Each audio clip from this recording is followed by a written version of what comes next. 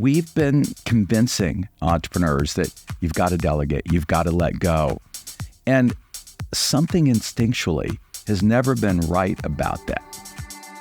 That's Verne Harnish, best-selling author of Scaling Up and the founder of EO. And what I've concluded is you can outsource, you can delegate everything but the soul of the organization.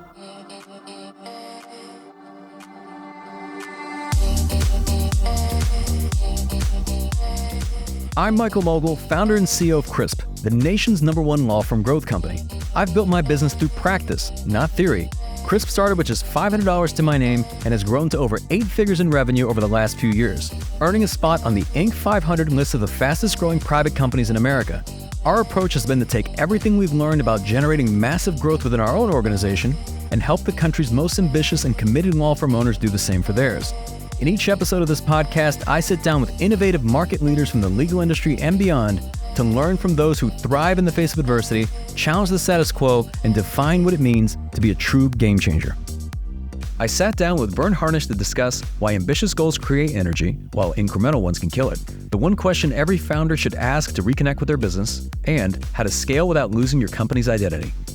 You really haven't made it until you figured out how to do it different than everyone else. If you're hiring the same people as everyone else, you're not different. If you're pricing the same way as everyone else, you're not different. If you're delivering on that product or service in roughly the same way everyone else is doing it, you're not different. That's coming up on the Game Changing Attorney podcast.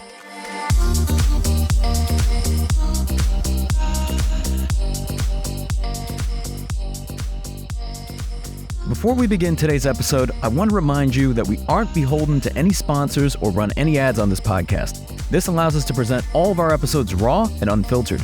I'm not going to push any made-to-order meal services on you or try to save you any money on your car insurance. That being said, I have one small request. If you receive any value from this podcast, please give it a 5-star review. Pay the fee so we can keep this podcast free. Verne, welcome to the podcast. Michael, it is great to be here. And I love the fact that you shared an email exchange we had back in 2012. So we go back that far. Yeah, that was over 12 years ago. And I pulled this up yesterday because I heard you were coming in, and this was a time I joined your newsletter. So you had a fantastic newsletter that was going out every week. And then as soon as I joined, you emailed me essentially saying, look, you looked at our website and you said, you're starting this video company. It looks great. That's a great growth industry. I wish you luck. And I was just so starstruck that I responded with this long email to you, Mr. Harnish. Like, I can't believe you responded to me. I loved reading the Rockefeller Habits and I followed you for so many years. I'm this solo founder just getting started. I'm working in the back room of a dental office and just trying to get things off the ground, working until 2 a.m. I shared in the last 4 months straight. And as I was reading that, first thing that went through my mind is that I think as entrepreneurs, the mind does interesting things in terms of protecting you, because I had forgotten what that was like, right? Of just the 2 a.m. for months and months on of just working those crazy hours. So I look back now at that time very fondly. Yeah. But But it was very much a wartime. What are the characteristics you've seen just amongst entrepreneurs? I mean, you have to be a little crazy or just something off, to bet on yourself. yes, entrepreneurs always have something off. I think that's a great way to say it. And, one of the jokes in EO is that an entrepreneur is somebody who would rather work 16 hours a day for themselves than 8 hours for someone else. The challenge becomes at some point, it quits being a joke. And really the toll that it takes on you. So look, anyone who says you don't need to do that in the beginning has never really scaled up a business. It is absolutely 120-hour work weeks kind of thing. But at some point, and that's why I wrote the books, is how do we begin to make that transition? Alan Rudy was working literally 80-hour weeks when I met him, one of the early students at that MIT program. And it's like, Alan, it's time now for us to begin to kind of dial that back to maybe 60 hours or 50 hours, and that you'll actually be much more productive.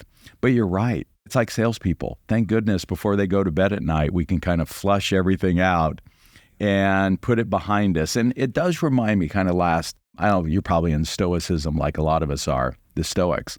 And Seneca, I thought, said something really profound for all of us. Don't stumble over something behind you. Let me say it again. Don't stumble over something that's already behind you. And so I think what's great about entrepreneurs is we are eternal optimists. Makes us bad investors, by the way. Make sure if you're going to invest your money, get somebody who is a pessimist. But that's part of the key to being an entrepreneur. And it's funny you mentioned that. I think optimism is so important because you almost have to have that to keep you going. Just in light of all the challenges that you face, whether it's challenges in the market, in competition, challenges internally, whether you're dealing with imposter syndrome, whatever it might be, you have to be optimistic that the future is going to be better than whatever the past has been. Otherwise, what will get you out of bed every morning? Yeah. Well, and one of the things that I love is that we can thrive on chaos. There's that famous Formula One race car driver, Senna, who said, man, you can't pass any cars when it's sunny, but you can pass 15 cars when it's raining. And I think that's the perspective that we always have to have as entrepreneurs moving forward, that there's arbitrage opportunities in every marketplace. It's just for us to find it. Yeah. And I love to talk about kind of the origin of EO, and before it was YEO, because I think one of the reasons you founded the organization was to create almost like an entrepreneur support group. Yeah. What did you find was the motivation behind that? Well, I had co-founded a group called ACE, Association of Collegiate Entrepreneurs, and as a publicity stunt back in 1984, we identified what were the top young entrepreneurs under the age of 30. And we invited them in because the best way I thought to get the student entrepreneurs involved is get Michael Dell and Mark Cuban and Steve Jobs. They were all in their 20s at the time. And I hosted it for 85 for the 84 listen, and then 85, Steve Jobs get fired from Apple. I mean, here he had scaled this thing up. And just a little fun fact, Bill Gates and Steve Jobs were the same age that year in 85, 29 years old. And I often ask audiences, who had the bigger company? And almost everybody guesses Microsoft. And then I say, by how much? And they said, maybe 8 to 10. It was the opposite. I remember on that 85 list, which we released in 86, Bill Gates came in at number 4 at 256 million revenue. Not market cap, you can kind of get market cap with a lot less revenue, 256 million. Mark Hughes with Herbalife was number 2 at just under $1 billion. And folks don't appreciate that Steve Jobs, before his 30th birthday, had gotten Apple to 1.9 billion in revenue. He was 8x Bill Gates, which is why Bill always had to come down and see Steve. Steve never had to go up to Redmond. So anyway, he gets his baby ripped from us. These are our children, these businesses, which is why we get so depressed often when we sell them or exit them. And so through some of his friends, we convinced him to come out and give his first public speech he ever gave after being fired from Apple. I'd get 1,100 of us in the Bonaventure Hotel near Pixar, where he's then hanging out. And Michael, he comes over, gives an unbelievable emotional speech on what it was like to scale it and lose it and all that. But I thought he would leave and just go back to Pixar. He stays for the event that Friday night that I was hosting. But he stood alone in the corner by himself initially. Look, we're all a little odd. We're all a little weird. Joanne Marlowe, I remember, goes over and asks him to dance. He's a good dancer. And I realized my mentor, Joe Mancuso, said something. It's okay to be independent, but no reason to be alone. And again, say it's okay to be independent, which is we are, but no reason to be alone. And I knew then I needed to start an organization for the Steve Jobs of the world. And it was that night, the idea for YEO was birthed. It took me a year to raise the money and get it launched in 87. And since then it's expanded, you had, across multiple continents, 20,000 plus members. Today is the 30th year anniversary here in Atlanta. Yeah, for this chapter. And, we really saw it in the pandemic. Let's leave no entrepreneur behind. And there is no reason to be alone. And man, when we were going through all kinds of tough stuff when that pandemic hit, a little bit's happening right now with the tariffs and the like, the forums didn't just meet once a month, and they couldn't meet physically in many cases. They would meet for an hour virtually every week to be there for each other to support us through that. And one last thing I'll mention, it's not fair, but leadership in a way is a privilege, not a right. And at the beginning of that pandemic, and I think it's as applicable today, Greg Brenneman, the great turnaround guy of Continental Airlines and 49 other companies, said something. He said, look, as leaders, our job is to exude hope and absorb fear. That's our job, to absorb the fear that's out there and continue to exude hope, which is that optimism that we're known for. Yeah. So I want to talk about scaling. Yes. You've obviously written several books on this topic, but for those listening, that whatever stage of revenue they're in today, what in your experience have you found separates companies from 6 figures to 7 figures, 8 figures, 9 figures in revenue? Just overall, if you were to look at those organizations and say, this is what makes them different at each milestone. Yeah. I think it's first a mindset that you want to get that big. It's that big, hairy, audacious goal. I remember when Naomi Simpson in Red Balloon, she came to my workshop in 2005 in Australia. She'd only sold about 7,500 experiences. And the first thing we had her do was say, all right, but where do you want to be in the next decade? And she's like, man, if I could get to 10% of all the Australians, which would be 2 million, that's a 30x. By the way, she thought it was going to be impossible. First thing she did was put a scoreboard up, and that's what I love about your facility here, Michael, is you've got scoreboards up everywhere. Everybody knows their KPIs. Everybody knows the score. And she beat that 2 million by 2 years. And what was interesting is she almost lost the company after that. What happened is incrementalism set in. Oh, well, let's look at what we're going to do next year, and then the next year. And honestly, that bores you to tears. So she has set another 30x. That's going to take her from 100 million to 3 billion in revenue. So I think first is setting that kind of aggressive goal.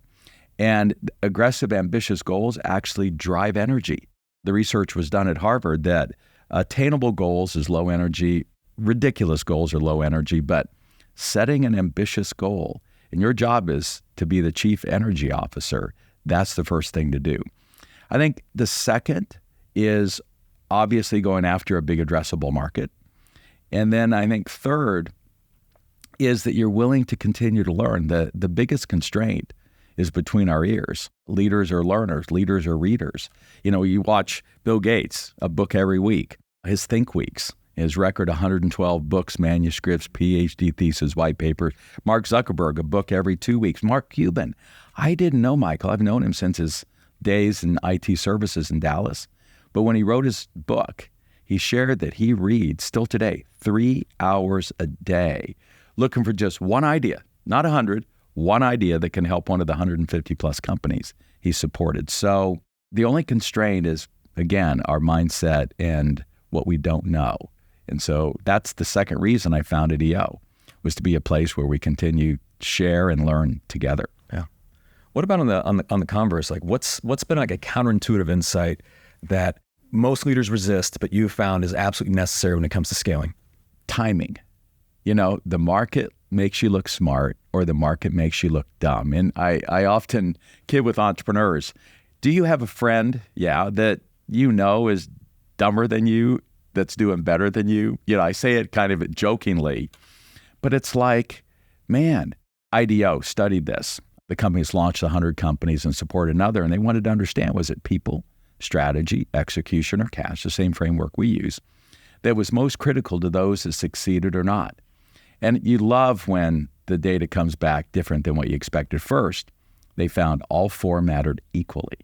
It's not one over the other. But then the second thing is that there's a fifth.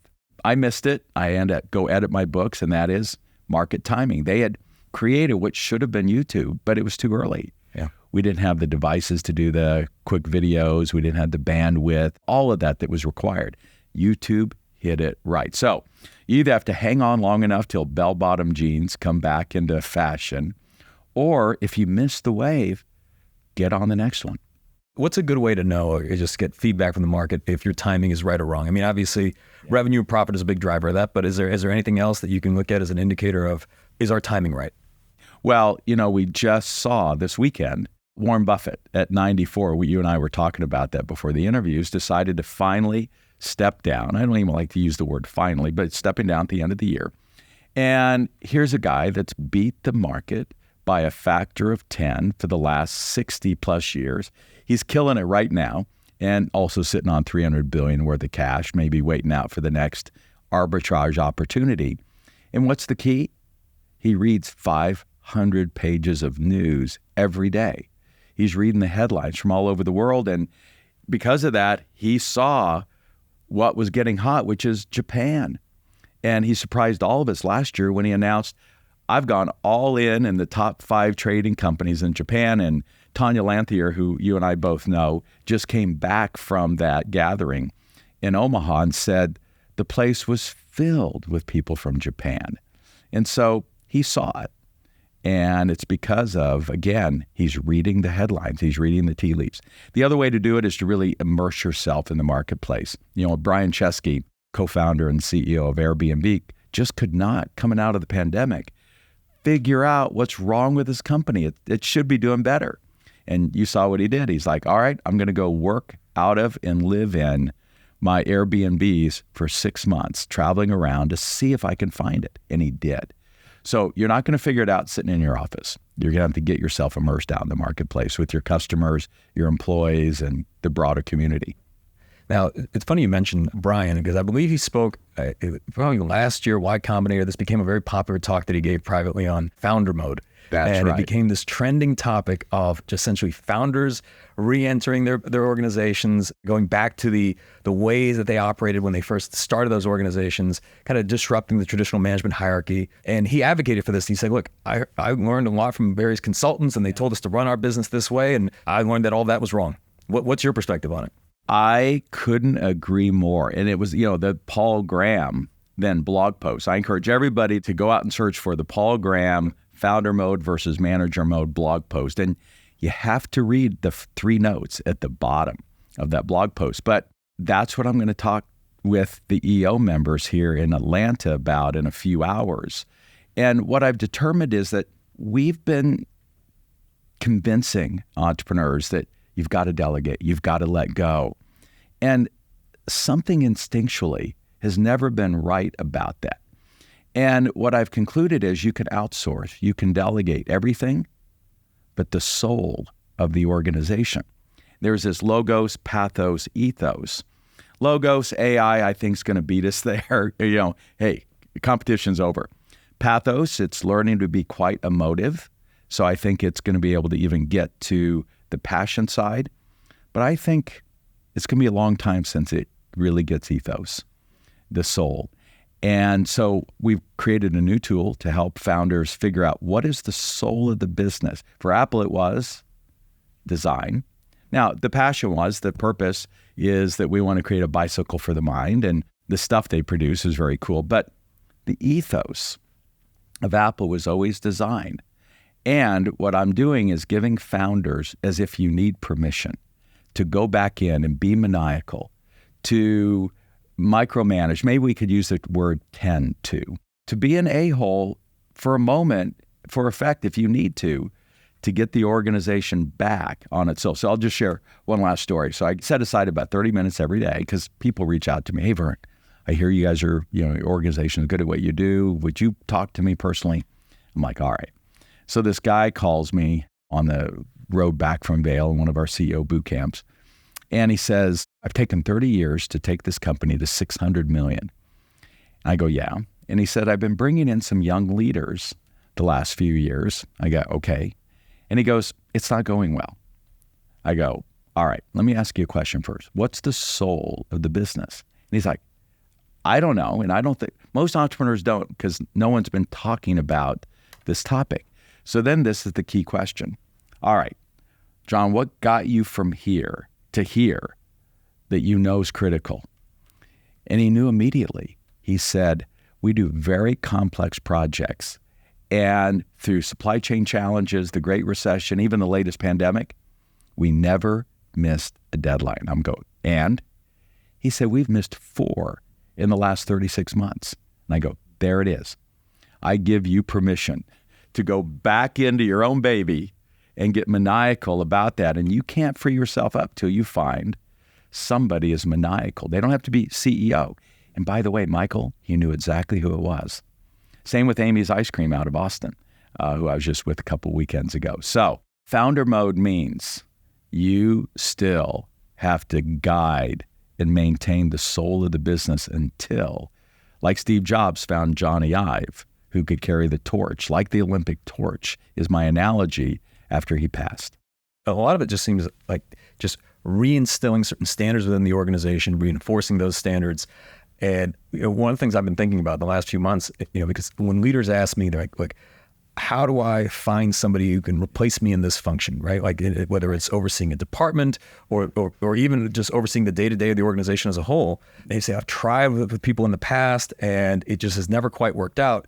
And I feel that if you can find somebody that has higher standards than you, Yeah. that's probably a pretty good person to consider. Yeah, and it depends on what area of the business you need that high standards. Right. For Apple, it was design. For the guy with the construction company, it was being on time with those projects. Marshall Childs, who owns the leading comedy club in Atlanta, was the only, by the way, comedy club in the nation Netflix invited to their big festival. That's how well he runs a comedy club, one of the top 5 in the U.S. Marshall got clear what's the soul of his business last night on our drive up to Lake Raven. And it's even different than design or on time. So it's unique. It's as unique as the entrepreneur. Paul Graham's note was, founder, don't use this as an excuse to not let go of everything. One last thing I think we'll talk about. We know in the beginning, whatever is your weakness will be the weakness of the organization. So I hired a bookkeeper. I mean, almost day one when I launched my company 30 years ago. So in the beginning, whatever you're weak at will be the weakness. So go get people in. But at some point, whatever is your strength will become the weakness.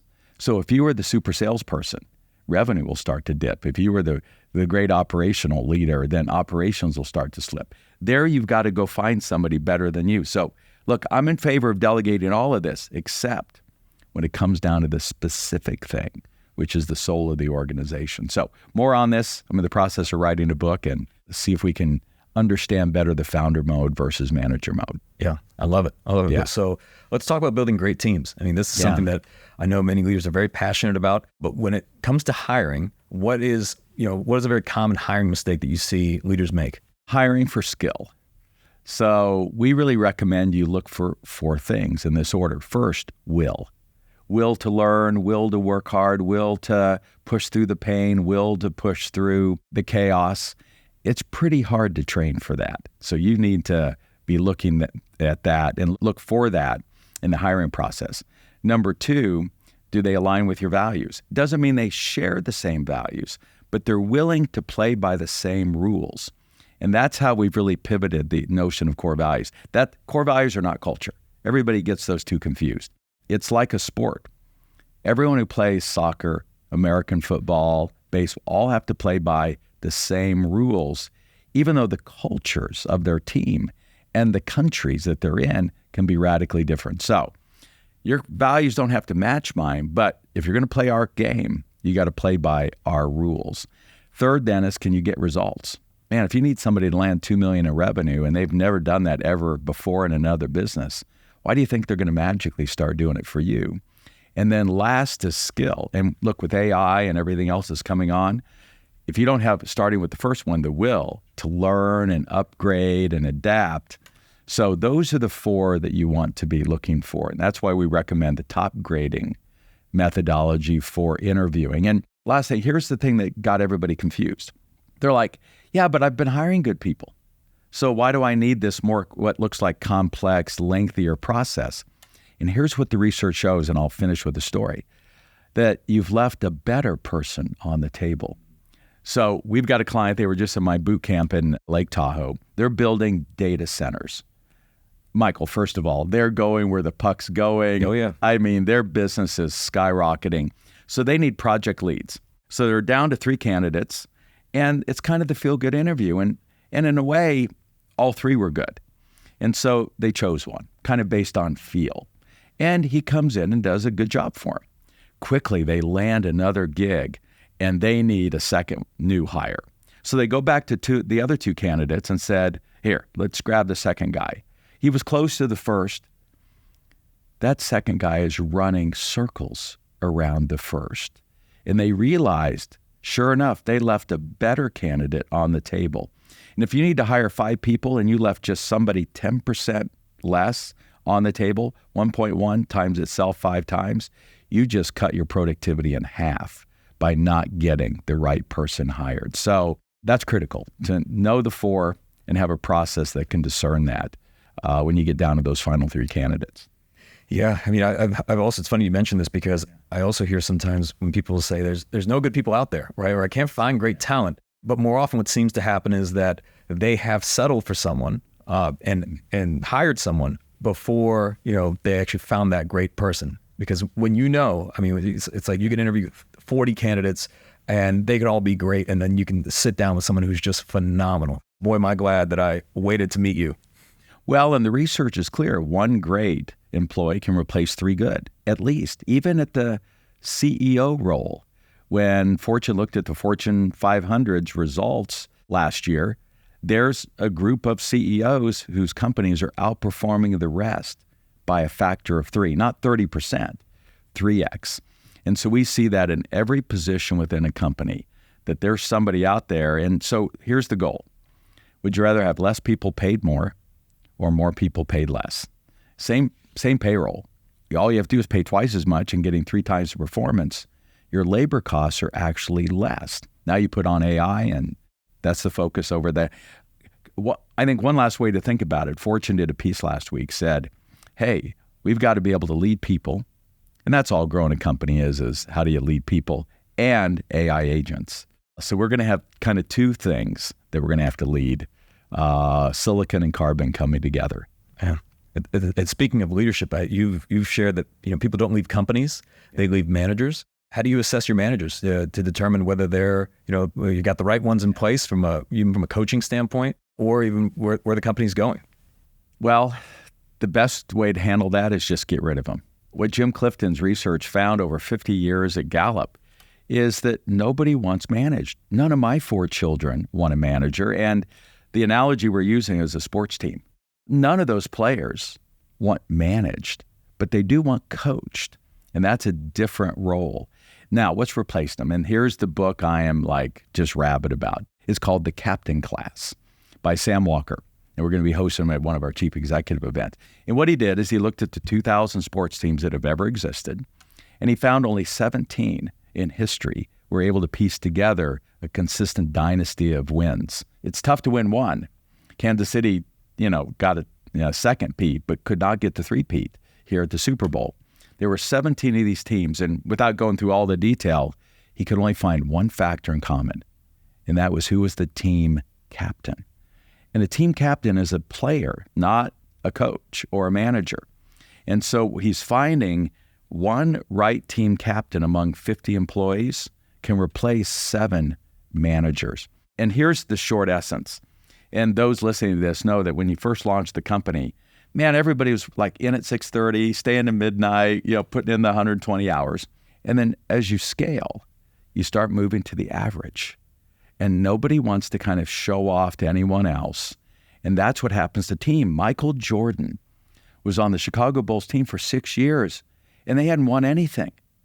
Phil Jackson then comes in, and Michael Jordan had been made captain. Now, he's a great player, but he's not what Sam Walker calls a tier 1 team captain. And I encourage companies to quit looking for managers and look more for the right team captains that fit these 7 criteria. Anyway, he couldn't take the captainship away from Michael, so he made him co-captain, and they had just recruited this old guy, Bill Cartwright, that Michael Jordan was even making fun of. But the minute Bill got in there and he knew how to nudge and encourage and look right and even keep Michael at bay, that's when they went on their run. And Michael turned around on that, realized that the key to their success was Bill Cartwright, as much or more than him, even though he was such a great star. So replace managers with team captains. Gotcha. Are there particular traits that you look at in those particular captains? Yeah, there's 7 of them. And if you want a good insight, watch Top Gun Maverick. I don't know for a fact, but I'm going to guess, because I know Tom is really a master of his craft, and we're going to show a few clips here this afternoon out of Top Gun Maverick. I swear he must have read this book. First of all, what was his rank in the movie? Captain, yeah. And at the very beginning of the movie, they were like, hey, Tom, I can't remember his name, Maverick. Here, your colleague, Iceman, goes on to be admiral. You're just a captain. And one of the key things captains can do is communicate a lot with no words.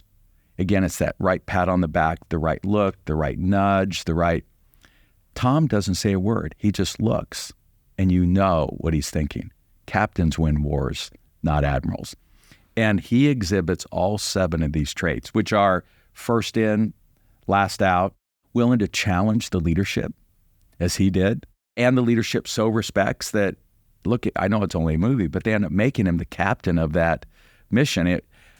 When Kelsey last Super Bowl got in Andy Reid's face at the Kansas City Chiefs at the halftime, almost knocking the coach over, it created this firestorm in the social media. And I don't think Andy Reid was lying when he said at the end of that, and Kelsey's team captain, that's exactly what we and the team needed at that moment that fired them up to come back and win there in the second half. So these 7 traits, just read part 2 of the captain class and see if you have any of these people in your own organization. If not, go find some. And Verne, you touched on it, but I think now the popular AI question, right? Just in terms of how do you see it influencing the future of work, and more importantly, what is a competency that leaders should be developing now to set their organizations up for success?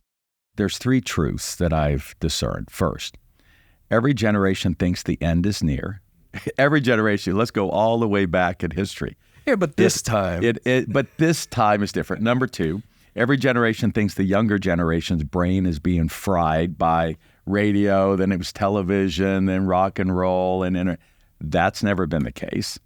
And number 3, everyone's always thought technology was going to eliminate jobs. It never has.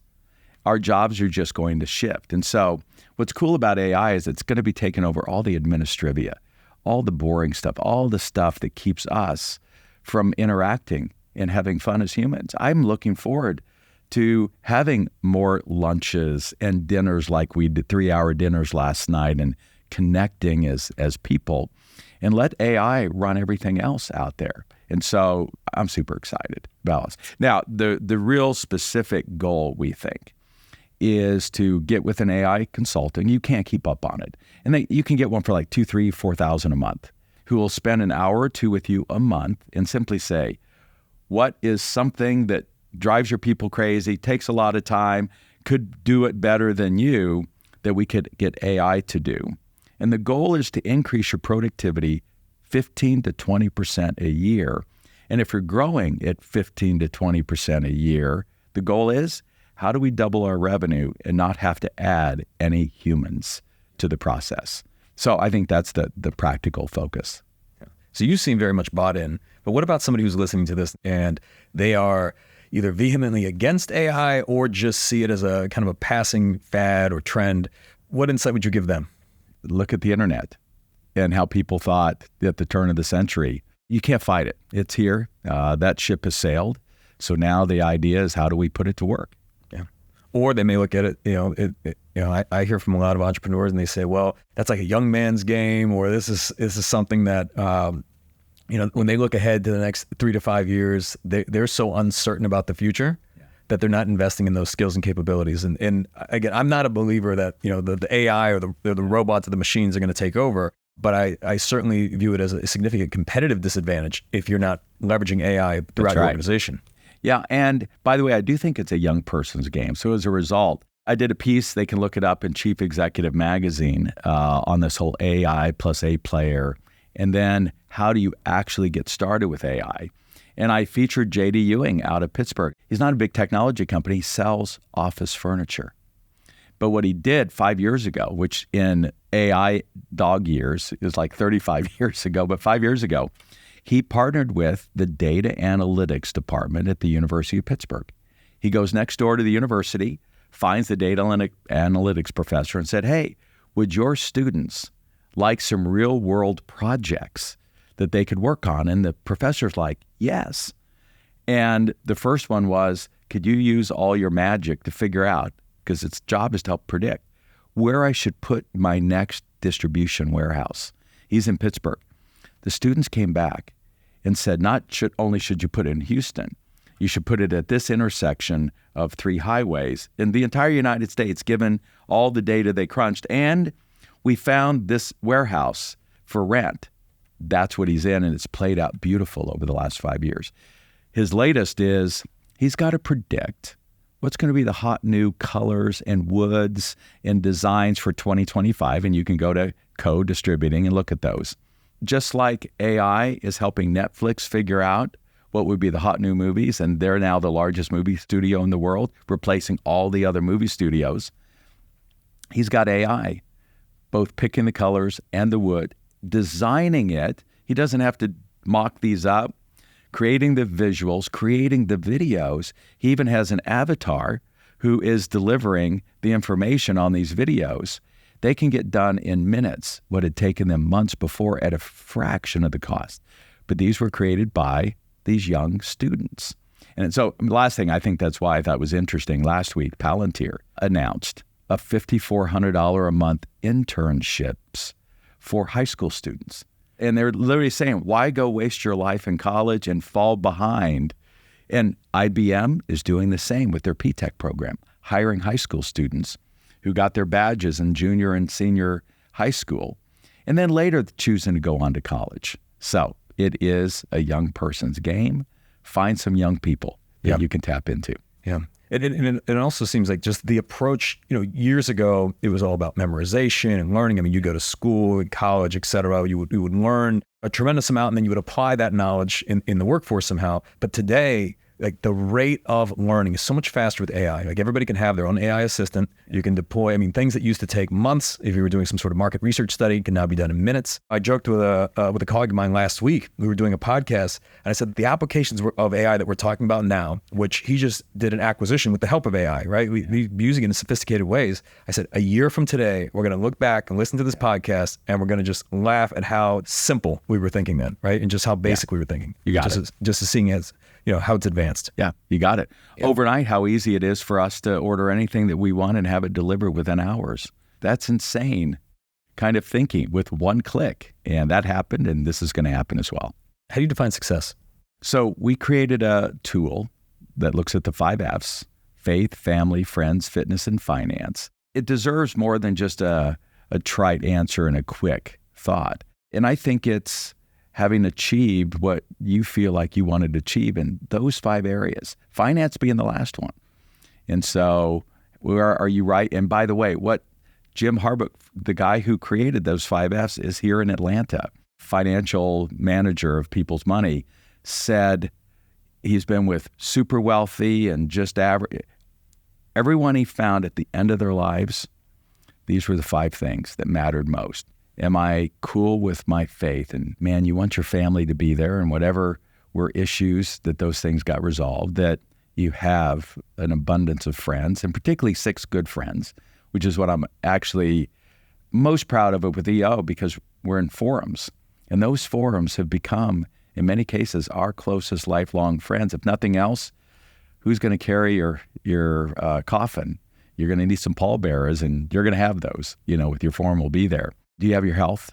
Steve Jobs wishes he'd had a lot more time to get done. And then the finances. Are your finances in order? And so I think success is having gotten those 5 areas of your life in order. And as we come to a close, this being the Game Changing Attorney podcast, what does being a game changer mean to you? It means what Michael Porter said at Harvard, that you really haven't made it until you figure out how to do it different than everyone else. If you're hiring the same people as everyone else, you're not different. If you're pricing the same way as everyone else, you're not different. If you're delivering on that product or service in roughly the same way everyone else is doing it, you're not different. And so it is looking at the same industry, the same group of customers, and being able to see the way to change that and do it differently, which often had better be better. I want to give a huge thank you to Verne for taking the time to join us on the Game Changing Attorney podcast.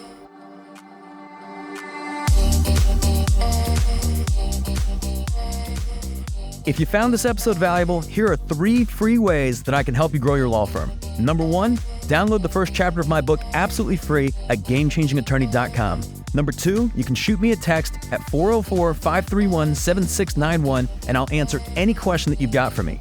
And finally, number 3, if you can leave this podcast a 5-star review, it'll help us gain access to more influential thought leaders and bring their lessons learned here to you. For more information on our interview with Verne Harnish, see the show notes for this episode in your podcast app or visit legalpodcast.com.